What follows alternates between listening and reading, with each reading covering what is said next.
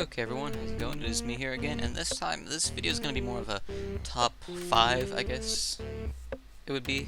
Actually, it's going to be, since there's only 5 games that I'm going to talk about in this. And it's going to be my top 5 Star Wars games, and I'm going to try to go into a little bit, maybe a little bit of story, maybe mechanic-wise and stuff. Just a couple of reasons why I like these games, and why they're my favorite Star Wars games.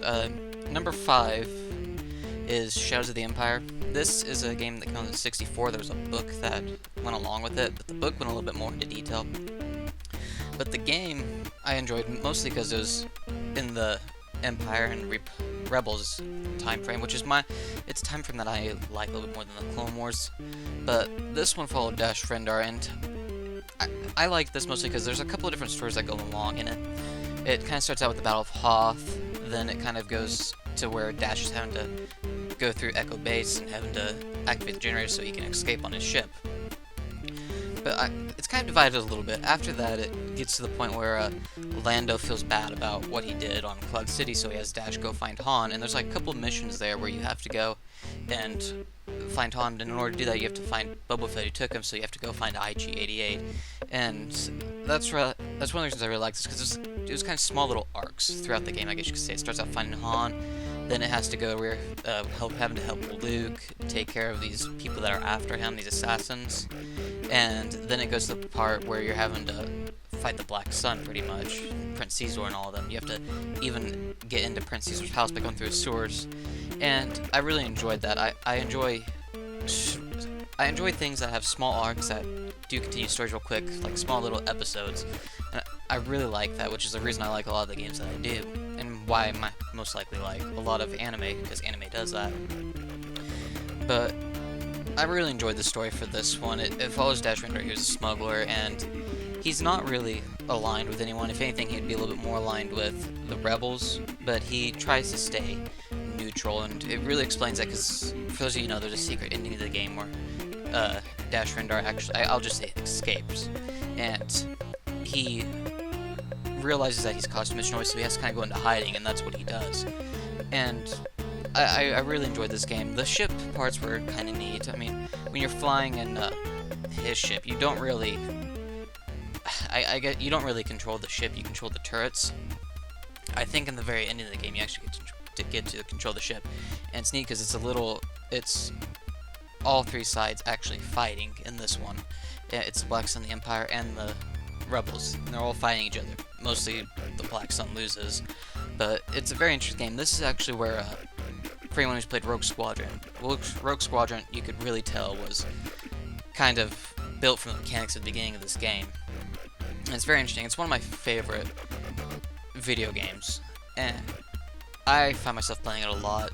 Sometimes the controls can be a little bit weird, I guess you could say, but to me the controls never really bothered me enough to hate this game. It's one of my more favorite ones, better than a lot of them. That was number 5. Next would have to be,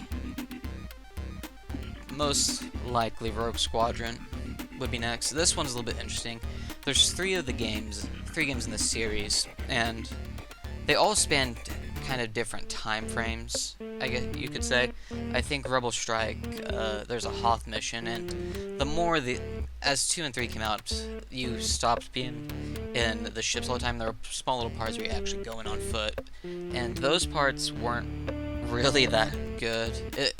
The Rogue Squadron games have always been more flight, or being in the ships, I should say, rather than actual combat on land. If you've played them, you know what I mean. It's just not as good when you're on land, but when you're in those fighters, it's amazing. And that's what I really enjoyed, because you could always, like, depending on the missions, depends on what kind of ship you have, but you could always choose between a couple of different ships per mission. I remember flying the B-Wing, and let me tell you, that is fun, flying the B-Wing, rather than just staying like a Y-Wing or an A-Wing or an X-Wing. It's great. And these games always followed the Rebels side of the story rather than the Empire's. Of course, there are times in it where you would actually fly like a bomber from the Empire, but it was mostly just the X-Wings and everything. But story-wise, it spans different stories. You might get like the Battle of Hoth here and there, maybe the destroying the Death Star, the first one, and it kind of skips here and there. It doesn't follow like one straight path. Each one's kind of its own mission, and I just enjoyed it because you got to see the front line, you got to see the dogfights that would go on in the Star Wars universe. Got to be on the front lines, being part of Rogue Squadron, seeing what they had to deal with, and it's really good. I enjoy it. I would say I would say definitely play these, but most of you probably have already played these Rogue Squadron games. They are well worth it. I finally collected them, and probably the best thing about them is that they are fairly difficult. They're probably the hardest Star Wars games I've ever played, and rightfully so. Next, I would have to say would be Jedi Academy.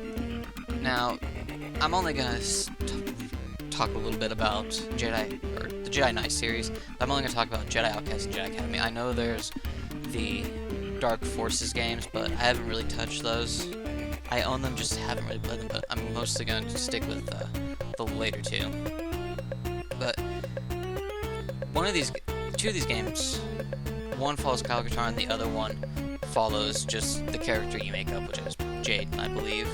The rest of the games follow Kyle Katarn, but this one specifically, Jedi Academy, you create your own character, and one reason I really like this one compared to Jedi Outcast was in this one, you're basically an apprentice, and you go on missions, and you can select which missions you want to go to at what time. You can do this mission before this mission, or vice versa. It doesn't really matter. And it was very good the way they did it. And this, you create your own character, so you kind of, when it comes to me and character creation, I always kind of get a little, I should say, caught up in it, and I actually kind of feel like I'm them, which might not be a good thing, but you get to develop force powers, light side or dark side, your choice. I usually mix, but it's really interesting because you don't. It's not like linear games where it's like they take you here, then they take you here, then they take you here. You get to go here, then you get to go here if you choose, then you get to go here, and you don't have to do them all before you get to move on to the next missions. But I did them all. But that's one of the main reasons I really enjoyed this: the small character creation it has, and the ability to be able to go to which planet you want to and do that story there. And it's very good the way it did it. I still remember it to this day, and I still remember that being one of the major things I liked about it. And the story is fairly good. It's, if I remember correctly, people trying to revive a lost Sith. And they do in the end, and you have to take care of them. And it's really good. There's a little dark side, light side choice in it. It's not a major part, it's more towards the ending, but it's still a very good game. I would highly recommend it. And then there's Jedi Outcast, which follows Kyle Katarn, who is in Jedi Academy, by the way. He's your master in it. But this one follows Kyle Katarn. He's kind of just put down his lightsaber. He doesn't use the Force anymore. He's more of the smuggler type, I should say, and he has a companion. And they're both going together doing these missions for the Republic. And along the way, they end up coming across this Sith, and the whole point of the story is, after that first mission, Kyle believes his partner is killed by the Sith, and that makes Kyle want to go and get his Jedi powers back to be able to fight the Sith, because when you do the fight in the beginning, you're pretty much useless against them. Let's just say that. I mean, you might as well be dead, but for sake of story, you're alive. And so he has to go. He goes to the academy, gets his powers back, his lightsaber back, and some of his powers, and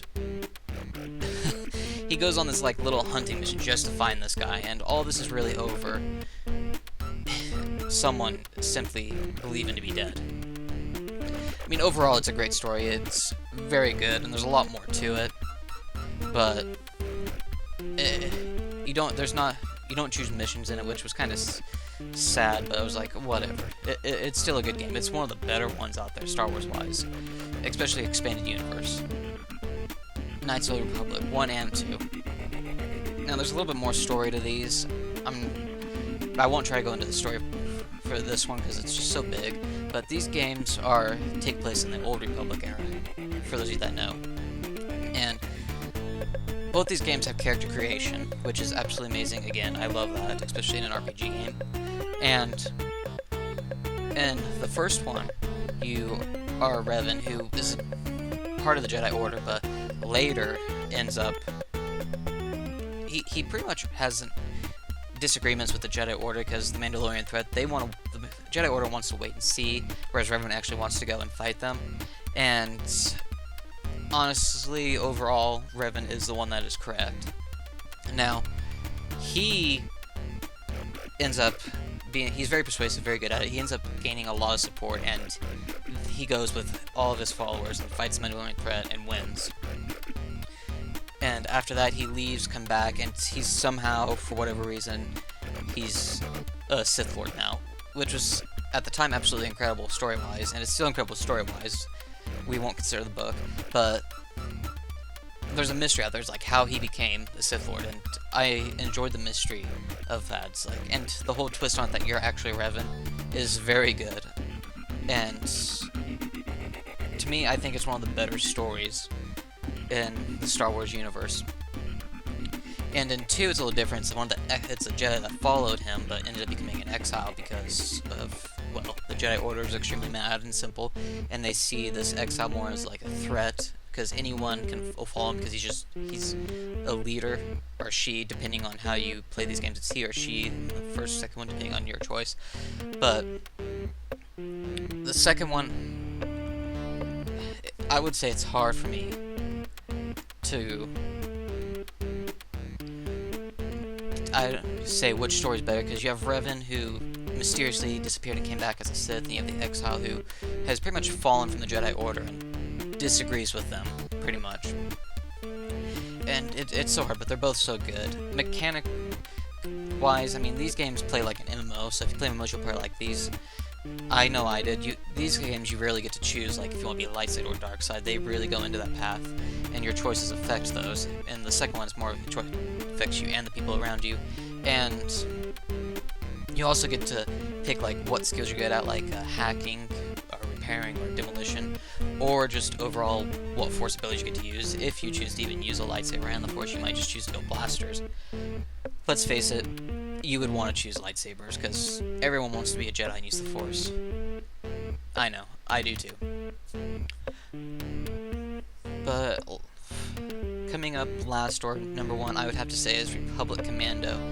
And this might be the only game out there that I actually enjoy that's Clone Wars wise, that takes place in the prequel trilogy. But this game follows clone commanders who are the best at what they do. They can get stuff done. They make the impossible possible. Kind of like Solid Snake from Metal Gear Solid. But it follows 4 clone commanders, and it kind of skips it. It starts like pretty much right in the Battle of Geonosis, and goes till about the beginning of the Battle of Kashyyyk in Episode 3. But I enjoyed this because it followed 4 clone commanders, no Jedis in it, just ordinary soldiers who pretty much live on the front lines. These are the guys you would send in secretly to do something and get out real quick without being seen, and they would get it done. That's how good they were, and that's what they did every day. And it's just neat because you get to see them live on the front lines, and you get to pretty much see the relationship they have, because clones consider each other brothers, and that's really what they are. And it's so amazing seeing the relationship between these guys, seeing, like, even though it's like maybe a very dire situation, they still might throw out some jokes here. It's really good, and it's probably one of the better FPS games I like. The only issue I have with it is there's only 3 locations, but of course on each location there's a lot of spots per each location. There's a lot of missions on Geonosis, there's a lot of missions on Kashyyyk, and there's a lot of missions on the ship that takes place in between. And it's very good. I enjoy it. I still replay it to this day. Well worth its price. The AI in this one, I would have to say, is probably some of the best I've seen even to this day. Something they did in that. I don't know, I don't make games, I don't know exactly how stuff like this goes, but it seems better than most games I played to this day.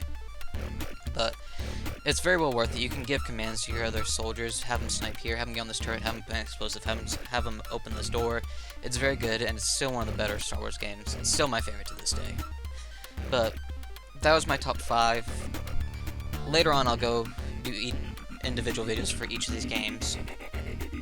I didn't want to make this video like 20 minutes long, so I'm gonna leave around 15 minutes. If I was to go delve into each of these games on why each one's in this place and why these are my top 5, this would be an extremely long video. But as I said, I'll make separate videos for each of these games later on, and let me know what you think and what games you like, and I will see you later.